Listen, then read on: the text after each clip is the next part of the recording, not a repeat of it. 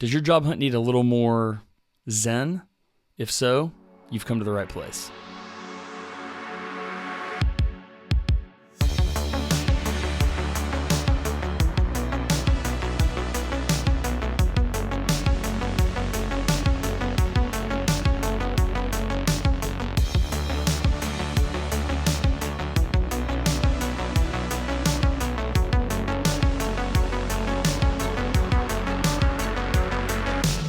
Hello, everybody. Welcome back. Game Industry Job Hunt Podcast, episode 10. We made it to 10, guys. Woohoo! High fives and cheers all around. Hey, listen, glad you're joining us for this one. I'm really, really excited about this one. I've been waiting to talk to this gentleman for a long time, and I finally bugged him enough to where he just finally agreed to sit down and have a chat with me, which I will be forever grateful to him for. I'm, of course, talking about Chris Tran. Chris is a game industry career coach, and he just has all kinds of incredible insight, so I'm really excited for you guys to hear it. Really quick before we do, thank you for listening. Leave a review for the show here on the podcast app of your choice. It doesn't have to be anything fancy or complicated. 5 stars is enough. Hopefully we're worth 5 stars, I guess you be the judge, but I think we are. Anyway, here's my conversation with Chris Tran. All right, sweet. There we go. Hot mics. Yeah, cool. So I guess to sort of get this kicked off, Chris, thank you again for being on the show. And like I was telling you a few minutes ago, I've really been looking forward to talking to you for a while now. You're one of many people that I've had on the list to be a guest on the show almost since the beginning, probably. So it's really nice to have you on finally. It's really great. It's an honor to be here, and I'll be honest, I think that we need more voices talking about how professionals in the gaming industry just need more agency. I think that right now we are all at the mercy of shareholders. Nothing wrong with being shareholders, but there's also, they got to leave room for the little guy to live, breathe, eat, and spend for their little ones. And so I think that the more voices that we have to give fellow gaming professionals agency, create leverage, and also just have plans to take action, the better. So I'm also grateful that you are and adding as yet another voice, but we don't have enough voices in the podcasting world. So thank you. Yeah, no, hey, thank you for saying that. That's exactly what I'm trying to do here is just sort of, take the things that I'm learning day to day and then just share them with people as much as possible. So I think that's great. But yeah, I mean, to kind of kick things off, how did you get into coaching anyway? How did you get into games anyway? Kind of give me the Chris Tran origin story. This is a point in the story where my wife would kick me underneath the table and try to prevent me from rambling. Right? I think that my origin story has maybe 2 parts into gaming. The first part is I was an immigrant kid. I was born in America, but my parents didn't teach me English, which meant that when I went to school, I didn't speak English. The teachers thought that I had a mental disability, right? I'm not quite sure what the correct word is, but they put me in a class where it was not, where they didn't think that there was a lot of potential in me. That's wild. And so I was able to connect with other kids through computer. During recess, I would steal all the other computers and put them into the music room and load up on 5 1/4-inch floppy disks, old school Apple II games like Serpentine or Karateka or Choplifter, if you remember any of those, and then Squirrely and Gen Z. So that is how I first got into games, where my English wasn't good enough to carry me across the bridge, but the ability to hustle and bring people together via games did. And through that, I was able to really learn how to program in assembly at a very young age. Just to show off, it never did anything for my academic career in university. I was a solid C+ student, so do not take any study tips from me. But that's how I found that gaming was something that was really important to me, because it made me less lonely. It literally made me less lonely, and also gave me self-worth to say, hey, just because I couldn't speak English didn't make me, let's call it, unredeemable, right? I could be a positive member of society. And that's how my first step of my origin story went. Now, stage 2. Almost 10 years ago, I was the owner of an advertising agency, and not really loving life. I think that there's only so many times when you can spin selling Coca-Cola as something that makes people fundamentally happy. This was back when Coca-Cola's big motto was, "We are the happiness factory," and I was anything but. So I what I call my Doctor Strange phase, where I went to Nepal to just get away from it all and go hiking. And lo and behold, I got caught in an earthquake where 9,000 people died. I did not, but I was thought dead for a while. I was for 4 or 5 days living on the streets, sleeping on the streets, hustling for food, getting water from the Red Cross and whatnot. And when I Wow. came out of that experience, I don't have very clear memories of that experience because, you know, stuff happened, but I realized I did not want to have my story end as somebody who was chasing the dollar and doing something that he was very cynical about. And so I just walked away from my advertising company. And lo and behold, at the same time, Riot Games was hiring for a country manager of Vietnam. And so here I was entering the age of 40, and which means that I'm entering the age of 50 this year, wanting to get into gaming. Gaming was something that was very important to me. Gaming gave me value and gave me an identity, yet no professional experience in gaming. And here who was I to apply to one of the most prestigious and competitive gaming companies in the world to be head of one of their biggest markets? Because back then, Vietnam's League of Legends server was actually the second biggest server in the world. I believe it. Yeah. And so I had a problem. I had a problem because I was a person who had deep desire but did not look like somebody who could do the job. And so I had to reforge myself. And so that journey for me was hiring a graphic designer to design my resume, not based on a template that I found on the internet, but what we thought would be eye-catching and based around the corporate identity of Riot Games. I hired a PR agency to teach me how to handle hostile interviews when they would just take pot shots at me saying, hey, why am I wasting their time when I'm obviously not a gamer or a gaming professional or not skilled enough for this interview? I hired 2 research agents to give me my own bespoke research on the Vietnamese game industry so that when I was interviewed, not only could I portray myself as an expert, I knew things that nobody else on the planet knew about Vietnam because I spent my own money to make it happen. I even went so far as to think that there would be a 1v1 tournament between me and the other candidates to see who would be the best League of Legends player who would be qualified to work at League of Legends. And in so doing, I hired a gaming coach to teach me how to play League of Legends better. Be that as it may, after 13 rounds of interviews across 9 months, I finally got into Riot Games and realized that I may have over-prepared, but I will never know. Dude, listen, you this sounds so familiar to my backstory, just in everything I was thinking. And I mean, really quick, it's funny because I think there are so many people that are worried about those kinds of interviews, right? They're worried that, oh man, I'm going to sit down and they're going to be like, what are you doing here? Why are we interviewing you? You know? And I just think it's wild that you hired a PR firm to put you through that. That's wild. Yeah, I decided that if I was going to go for it, I would go for it and leave nothing back. Yeah. I would, what was it? What did they say? If you come after the king, you best not miss. Yep. Yeah. So I did everything I could so I wouldn't miss. Dude, I love that. And 13 rounds of interviews later, over 9 months, I made it happen. I somehow was able to join Riot, and that was an amazing journey ever since. So over that is my journey into gaming, sir. Over that 9-month period, was Riot the only studio that you were talking to, or were you just going through your own game industry job hunt, just seeing, applying where you could and figuring things out, or was it just Riot from day one? This is the goal. This is what I'm going to make it happen.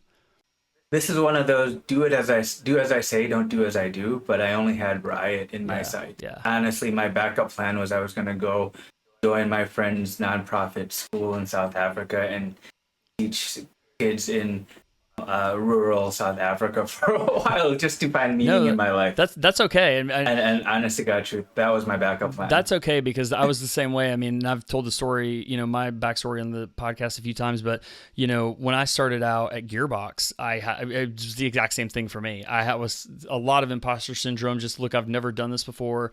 I have no experience in the video games industry. Why in the world are they going to want to hire me? Why in the world are they going to want to even talk to me? And then I did a similar thing where I made I made like a little. I went to the craft store and bought a wooden box, and a bunch of paint, and I made a little loot chest resume box, and I redid my resume in Photoshop with like, blood splatter and Borderlands branding and Gearbox branding, and I sent that to him, and I got my foot in the door. I don't know. I mean, this might be a good question for you. Like, do you think that kind of thing? Do you think the way that we did that, sort of the visual elements, do you think you could do that today? Do you think that would work today in 2025? Great question. I wonder. I think the meta has changed. Me, as being one of the industry graybeards, I remember when I would have to apply for a job and go to Kinko's and buy really expensive printer paper, yes. like 14-gram Egyptian cotton, like white but not too white, yellow but not too yellow, like that great Constitution quality paper to make something happen. And so I was kind of shaped like that. I have seen some really nice looking resumes, and I've seen some really loud, obnoxious resumes, and I think design and taste is something that can be effective if you know what you're doing. Yeah. Yet I feel that sometimes clip art and Clippy, the Microsoft Word avatar, and Comic Sans, etc. Like, I have seen things that just don't look professional. I think that if you know what you're doing, or if you hire somebody, then it can make an impact. But so often, good intentions end up with bad results because people don't go all the way and think that they can be cute. Yeah. And there's like a huge difference between being gimmicky and having a well thought out design. And for me, I shelled out money to make it happen. And if you look at it, it's not a really bright or garish thing. It looks like a polished piece of corporate really quick communications. Really quick. I know obviously our listeners can't see this, but I want to show you, because I have it right here in reach. I want to show you this resume, and I want your honest. Again, the resume works, so no hurt feelings. But I want to know if this falls into the garish category for you. Just hold on. Here we go. Check this thing out.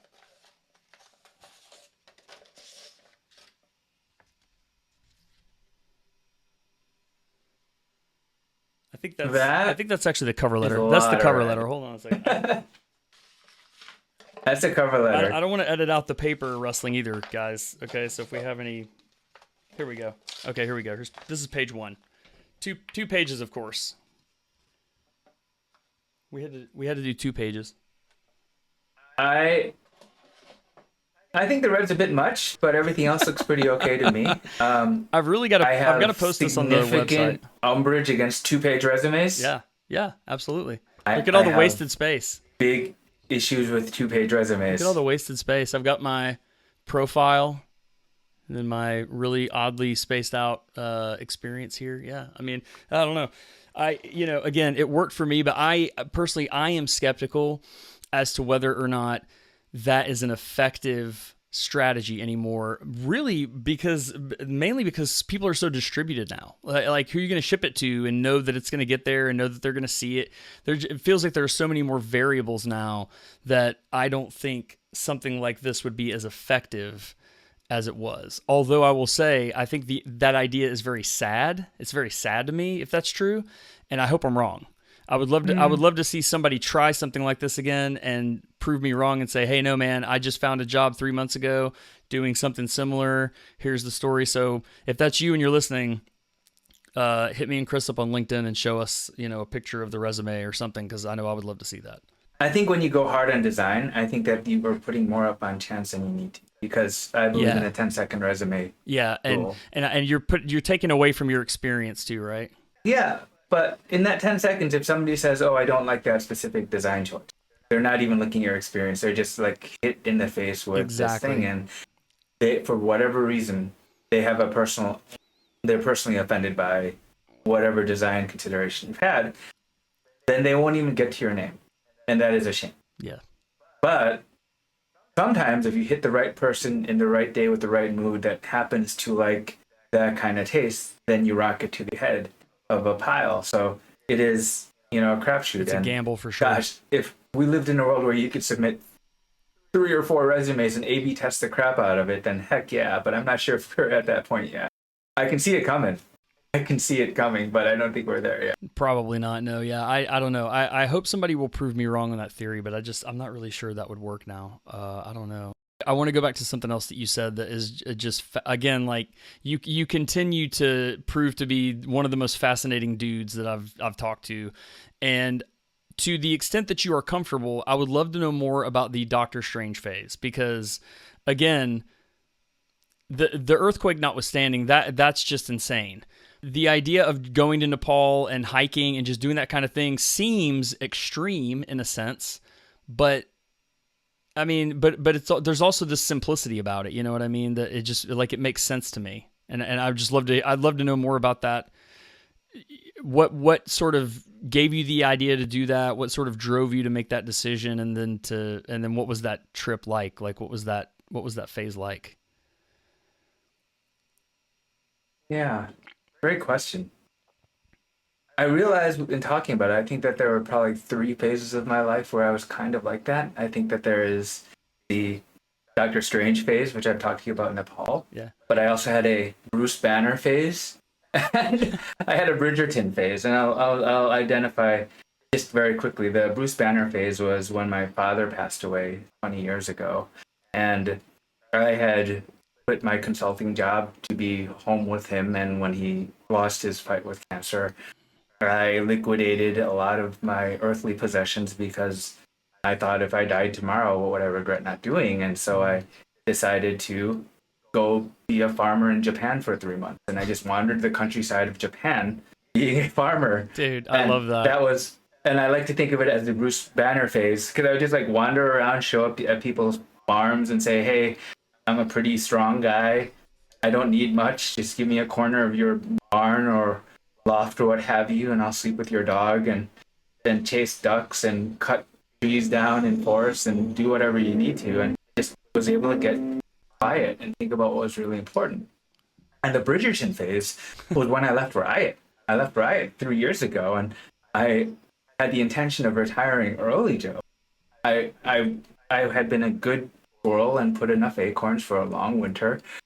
Probably the long winter that was foretold in a Game of Thrones.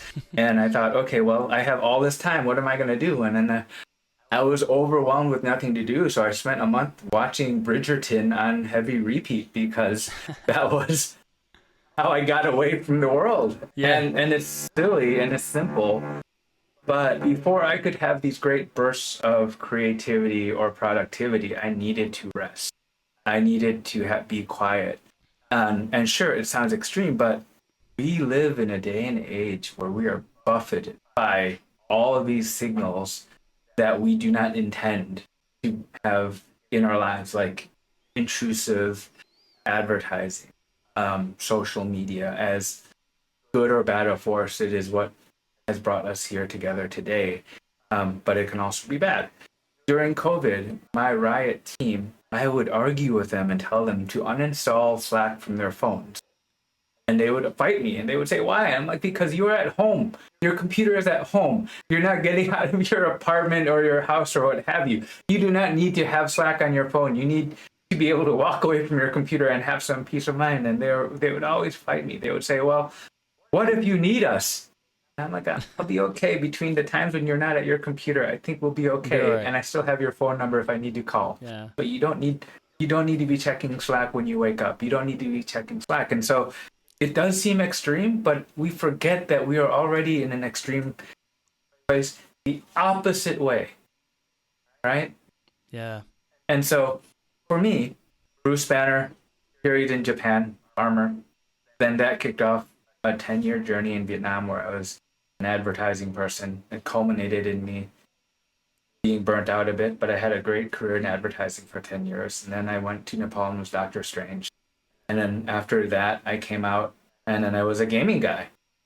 And I was a pretty good gaming guy with a pretty good company building some amazing properties, entertaining and inspiring millions of people across the Asia and Pacific region.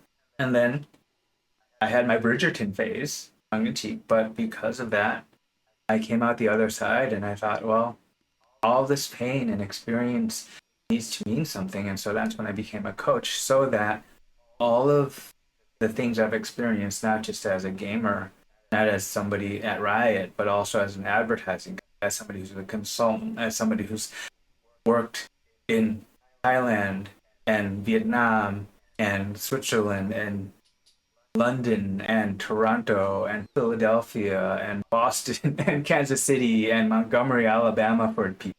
All of this stuff can help people avoid the pain that I did and get to where they need to go faster and with less stress because gosh, there's just so much pain and stress out there that why not? And so I'm tongue in cheek about Bridgerton, but Bridgerton was one of the things that gave me space to come up with a new solution or a new vision for my life. Though I'm really scared about the next season of Bridgerton because I've had heard bad rumors. That's between me and was it Shonda Rhimes? Is that the producer? I don't know. Bridgerton? Maybe is that a Shonda? Is that a Shonda joint? It might be. I'm not sure. My wife and I watched season 1 of Bridgerton, a few years ago, and I enjoyed it. I thought it was cool. But now you've got me thinking of what are my phases? I can remember I had one back in 2021 probably. There was something happening with work or with life or something. I can't remember what, but it was just causing some stress. And I remember I dove headfirst into Parks and Rec. And so when you started talking about your Bridgerton phase, that was kind of that's the first one that came to mind for me was my Parks and Rec phase there for a while. And those are funny. I mean, it really is true. It's like, it's funny how you can sort of look back and label certain points of your life, certain phases of your life with the media you were consuming, like the TV shows you were watching, the music you were listening to, video games you were playing, things like that. It's just really funny how that works. You said something else in there too that provides a really great segue that I'm now officially ruining by calling it a segue, but you really are a font of awesome insights on LinkedIn. And by the way, I would encourage anybody listening that doesn't already follow Chris on LinkedIn, make sure you do so ASAP.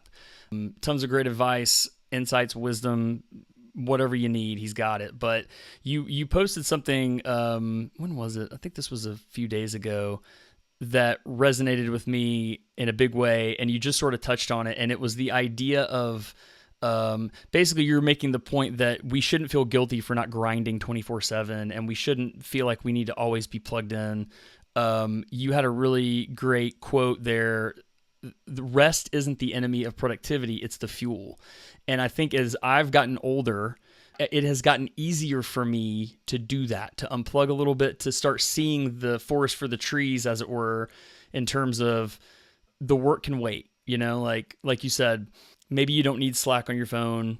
Maybe it's just okay for you to not answer that email or that message until you're back at your computer tomorrow. Maybe it's not. I don't know. I guess it depends on the importance of the message, but that's all relative. But anyway, talk about that a little bit. Talk about that idea that for those listening that may struggle with that, what's your advice to them on how they can sort of combat that feeling of just needing to be on all the time? Gaming is a funny industry in that we all are not just the producer, we're the consumer as well. We're passionate about it. And heck, this is a dream career for almost all of us, me included. And so when we get there, we want to do everything. The lines between work and life blur very much so that one becomes another.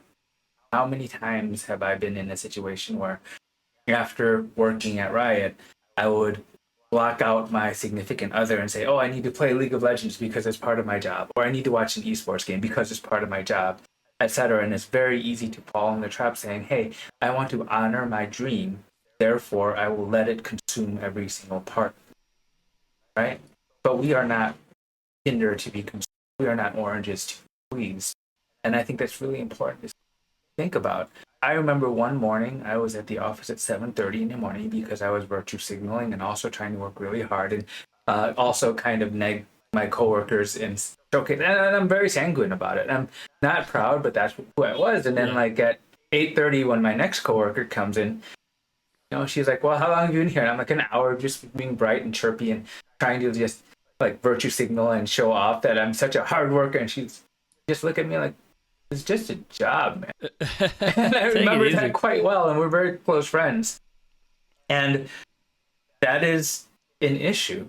That is an absolute issue because we think our managers and leaders about perfect attendance. They really don't. They really absolutely don't. What they care about is the impact that you drive, and their memory is short. It is more effective for you to manage your career if you understand that you're measured not by the hours that you spend or the days that you sit in a chair, but rather how many players play the game, how many hours they're engaged, the D1, D7, D14 retention rates, monetization rates, all of the numbers that help people know if a game is entertaining and doing the job it's supposed to. And when you're able to have a clarity on that, then you realize that all this other stuff doesn't matter. And you learn how to prioritize. Prioritize not just what you're supposed to do, but what you're not supposed to do. Because one of the things that I really trumpet and the drum that I wish I had a bigger stick to beat on is that prioritization isn't what you say yes to. It's that you say no to every friggin' thing else. Yeah. And that includes things that prevent you from taking the time off because you are not an orange to be squeezed. You are not supposed to be on the treadmill. We're in a creative industry. And if we were in an assembly line thing, yes, sure.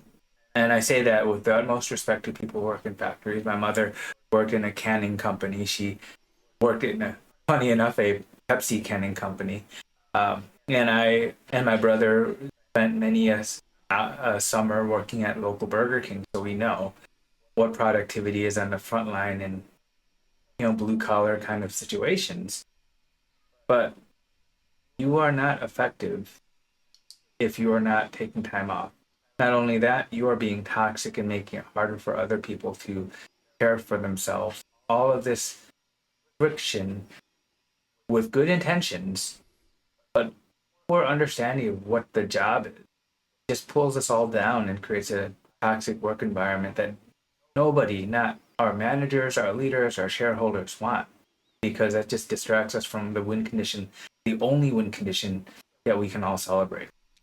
Yeah, and for what it's worth, I also felt that way, and I think it was most prevalent for me in my career around my first job at Gearbox, because again, like you said, we get these roles, and it's kind of surreal there for a good long while. You're kind of like, did this really work out? For me, that was the case. I was sort of trying to figure out how did I swing this? Like, how did I make this happen? And I think that, I know for me, there was always this feeling of, okay, well, I think on some level in my brain, I assumed this would be my only job in games. I would eventually, they would eventually wise up and they'd be like, get out of here. And then I would have to go find a job doing something else somewhere else. It never occurred to me, honestly, that I was making friends and contacts and things even then that were going to help me find my next job in games, which it did, and so on and so forth. And now, I've been in the industry for 10 years.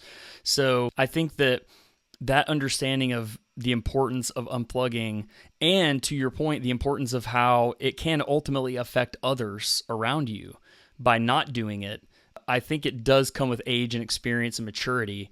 And so if you happen to be somebody that's listening to this and you feel that way and you're in your first job in the industry or whatever, don't sweat it. It'll pass. Learn what you need to learn now, get great at your job, and eventually there will come a day where you'll sort of look back and say, oh yeah, I haven't felt that way in a while. Well, when did that stop? When did that end? And it goes away eventually. So this brings two things to mind for me. At Riot, we are pretty well known for having unlimited PT. Yet, I noted when looking at the statistics, because numbers drive the narrative sometimes, that my team was pretty bad at taking PTO. So I had a survey among my team and I asked them, how many days of PTO are justified for a year? And let me ask you a quick question, Joe. What do you think was the lowest number that people came across? I can see the lowest number being 0, but I think realistically, I would say I would go with sort of the assumed norm and say 14 days. 5. Somebody told me 5. Yeah. And there were other people who said 32. Wow. And I really went hard on the team saying 5 is just not reasonable. Yeah. 5 is wrong. And so then as a result of that, I instituted minimum PTO. So what I would do is I set the minimum PTO for a year was 20, and every quarter I would expect everybody to take at least 5 days of PTO, and then I would name and shame people who took less than the minimum because it was unlimited. I love it, dude. You take more than 20 days of PTO, then you're helping us, right? Yeah, And I think that absolutely. is really important for people to understand that if a manager sees a toxic situation, they have to be very proactive and firm to diffuse the situation. And you bet your bippy, I was the leader of the pack in taking PTO because I had to set a good example for Yeah, everybody. absolutely. That's not a bad thing to want to set an example in, right? Like, hey, that's good. That's a good thing. I guess this kind of ties into this conversation sort of. As we record this today, there are still even more layoffs here in February of 2025. WB Games laid off and closed several studios, and it's just another gut punch to the whole industry. Monolith Studios is included in that, unfortunately, really storied studio. And then there are lots of rumors swirling around about NetEase right now preparing for layoffs, and it just seems like new layoffs are being announced every day. I think I mentioned this to you before we started recording, but when I got laid off last May, I actually got lucky because the lead that I had at the time gave me a month's heads up. He sort of said, "Hey, look, there's nothing certain yet, but I'm hearing rumors of layoffs, and I would suggest that you just go ahead and update the resume, start looking, and then if it doesn't happen, great. If it happens and you don't get hit, great. But if it does happen and you do get hit, you'll be glad you got a head start, And so that was incredible of him to do that. Of course, it made for a pretty stressful month, but I found that when the time did come, there was a lot of, it wasn't nearly as stressful as it would have been because I knew it was coming, and I had already gotten started. It allowed me to be a lot more laid back in the actual call because the person that was having to do this was my boss, my marketing director, who liked me a lot and I liked him, and I knew that he took absolutely no pleasure in this and it was horrible for him. So it somehow allowed me to make it easier on myself and on him in some weird way, which I felt like was good. But I am curious, if there are other people out there that are lucky like I was, and they are getting some kind of a heads up that, hey, layoff could be coming. They feel like a layoff is imminent for whatever reason. What would your advice to them be to prepare? Like, how can you get ready for this kind of thing when you suspect that it's coming? Look, Joe, I have been laid off twice in my life, and I have been part of the planning of at least 3 layoffs directly. And I think in this day and age, it would be irresponsible if people didn't prepare to be laid off. Regardless if you sensed it or not, these are no regret moves. And that is absolute truth because we cannot predict what happens tomorrow, let alone, well, in an hour. The floor falls out from under you when you get that, oh, we got to talk message from HR. Exactly. The same way when you get the we gotta talk message from your high school sweetheart or what have you.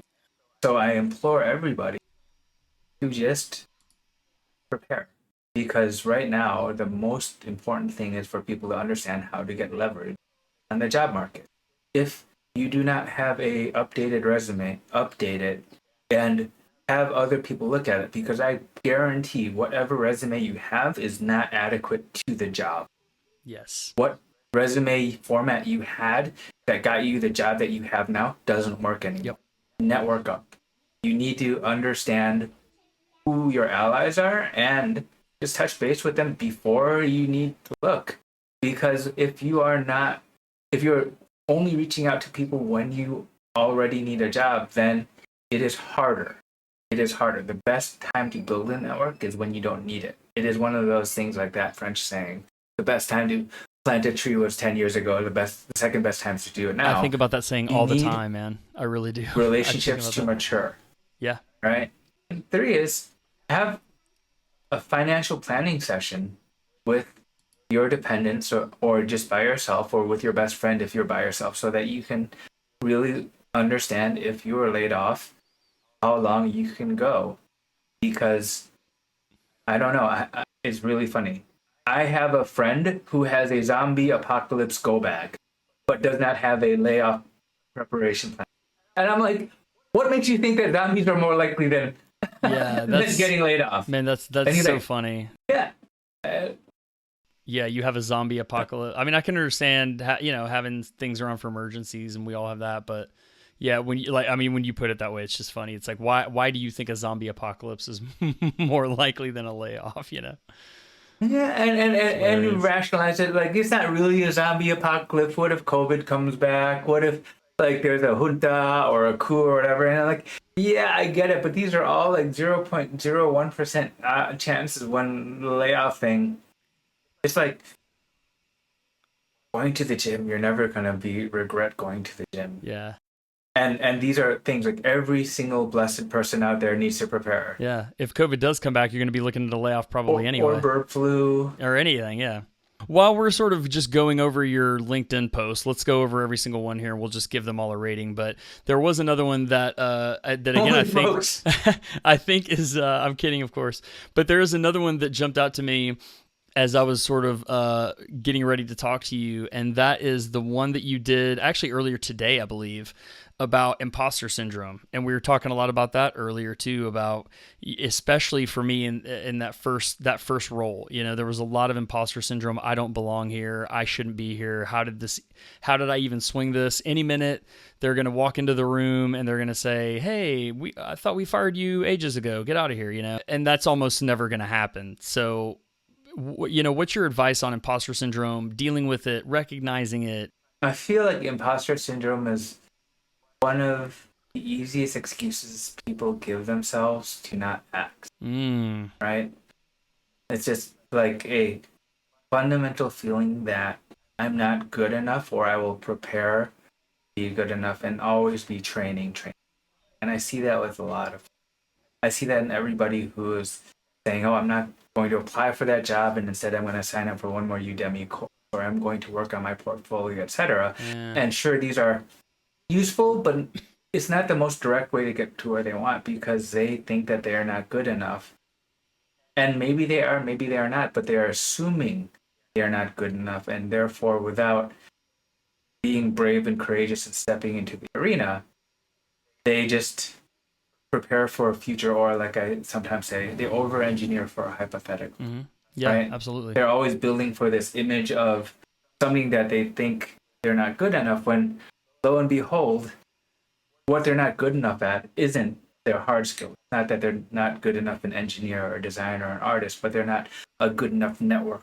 They're not a good enough resume writer. They're not a good enough interviewer. And so they spend so much time working on the wrong thing and continue and compound and compound.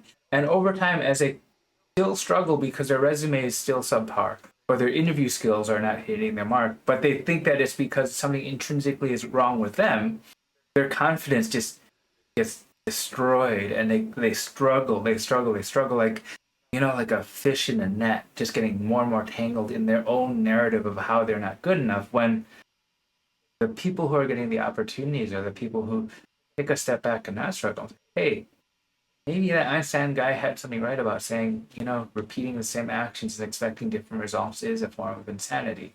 And so Mm. imposter syndrome fuels procrastination. Imposter syndrome fuels self rejection. And I would rather people reject me so that I could know for certain what I need to work on versus assuming by default I am no good. Now, that is hard. That is hard because we live in a world where we are, again, under assault. We are buffeted by stories of the job market being hard, right? We are buffeted by the fact that there are layoffs all the time. And every day I see unfortunate stories of people who are searching for jobs and who've been laid off, etc. And sometimes LinkedIn feels like the world's biggest pity party, not because anybody wants it, because people are authentically and truly in pain. The thing that imposter syndrome causes is that suddenly you project other people's pain and let their narratives become your narrative. And that is the biggest danger because you are you and they are they, and you need to learn that you can be empathetic to somebody else, but also say, nah, that ain't me, man. I can feel bad for them, but I'm a great artist, designer, engineer, community manager, marketer, BD person, widget engineer, what have you. And that is tough. That is a skill that we were never taught, right? That our own self image of the values and impact that we have has to be strong. And again, you're not going to get that image by going back into the workshop and studying up for the next certification. That won't do it. You have to go out into the market and validate what you're worth, what you're needing, what you're lacking, and then validate, validate, validate. And that is how you crush imposter syndrome, by not running from it, but facing it straight on. And I don't know, pulling a reverse Merlin Balrog instead of saying "Thou shalt not pass," saying "Heck yeah, I'm passing." No. Go and try and stop me, Balrog. Maybe go ahead and try to stop me, Merlin. I'm not sure if I'm the Balrog or Merlin or Gandalf. Gandalf, yeah. Wow, I just committed It's a whatever. massive faux It's pas. whatever.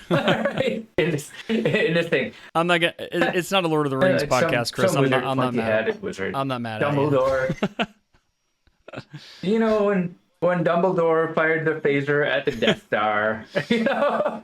I think the way you talk about imposter syndrome is really interesting, because even the way that I frame the question sort of implies my viewpoint on it as it's a thing that is happening to me, you know? And after you answering that, it's not a thing that just happens to you. Like, it's a weakness that is there, just like any other weakness that you have to find a way to get past and move on from. Empathy is a power. Empathy is what connects us. Yeah. Yet, undirected empathy can become troubling because we lose our own self-identity if we just say, oh, it's a tough job market, therefore it must be hard for me to get a job, therefore I shouldn't try, therefore, and it's just therefores all the way down, like turtles all the way. You have to stop it by saying, yeah, the job market is tough, therefore I'm going to do everything I can, and I have unique things that other people don't have, and if people understand how uniquely qualified I am at doing this, then I will have a better than average chance of making something happen. Bar none, this is the most important piece of feedback I give anybody I talk to, because everybody finds solace in being part of the teaming masses, but really that solace is an excuse saying, hey, I'm a statistic. Nobody's a statistic. Everybody is a unique person that it has something to offer, but we're not used to saying that. We play it safe. By playing it safe, we learn helplessness. We learn despair. By default, that is not who we are. Yet, again, this incessant yammering on LinkedIn trains us that we are supposed to be sorrowful and lucky for every little bit of good luck that we have.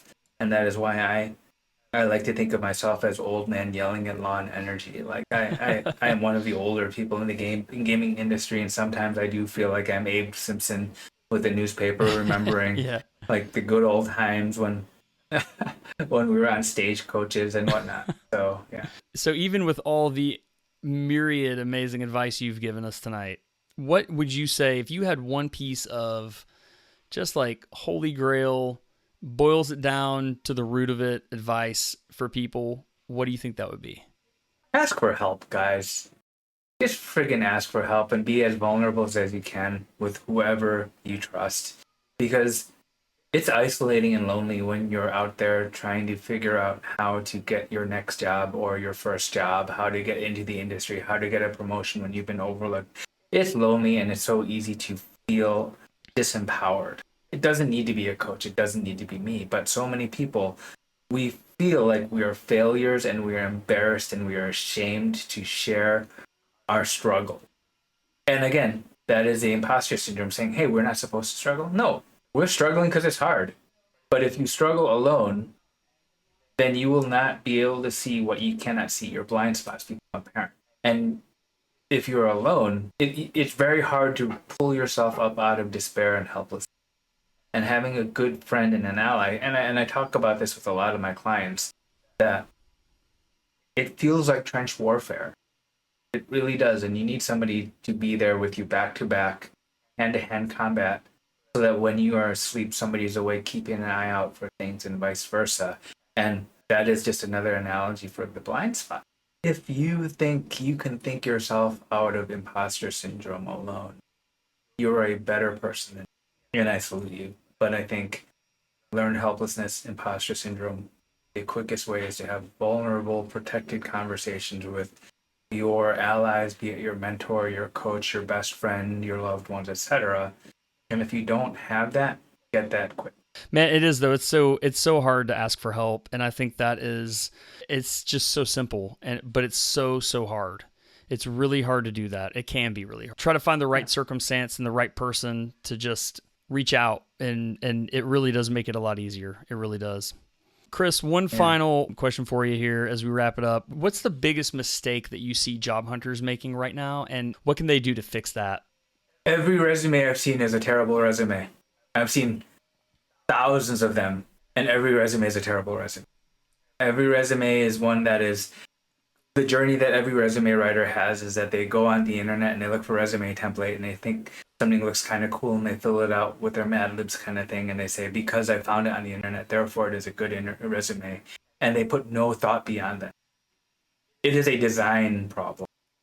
You need to understand what the resume is supposed to do, which is not get you a job. A resume is just to get you an interview, and understand what a recruiter is looking for. And so the biggest mistake people do is they take the most important artifact in their job hunting search, which is a resume, and just sleepwalk through it.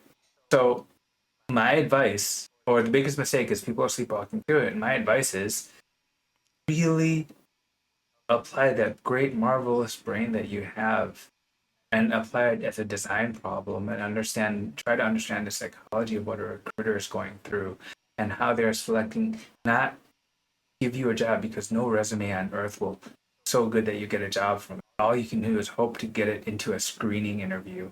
And that will give you so much more clarity on what a resume should do, because by golly, like almost half the battle with any of my clients is fixing their resume. And then the rest is just, well, that's for another day. Yeah. Got to keep something in the There's tank. a lot more, right? Yeah. Well, speaking of that, let everybody know where they can find you, because, guys, if you're not already, again, if you're not in contact with Chris or you're not following him on LinkedIn, big mistake. Tell them how they can fix that.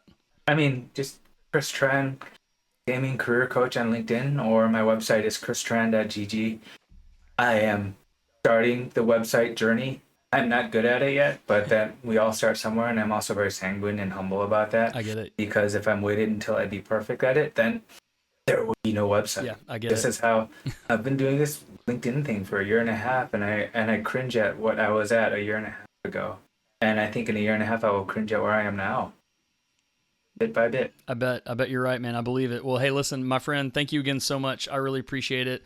I will be reaching out to you at some point in the future to do this again, man. So get ready. This has been great. Thank you so much. Really appreciate it. Appreciate you, bro. All right, man. Take care. Take care. Episode 10 of the Game Industry Job Hunt Podcast. I really appreciate you checking out this episode. Thank you again. I hope you got a lot out of it. I hope you got as much out of it as I did, because I felt like that was an incredible conversation with Chris Tran. Make sure to check out Chris on LinkedIn. Find him there. Connect with him. Feel free to find me and the show on LinkedIn. Search Joe King. That'll be me. Send me a connection request if you want there. And you can also search for Game Industry Job Hunt and follow the show on LinkedIn as well. Get all the updates. In the meantime, keep pushing. Good things are going to happen, and we'll talk to you soon.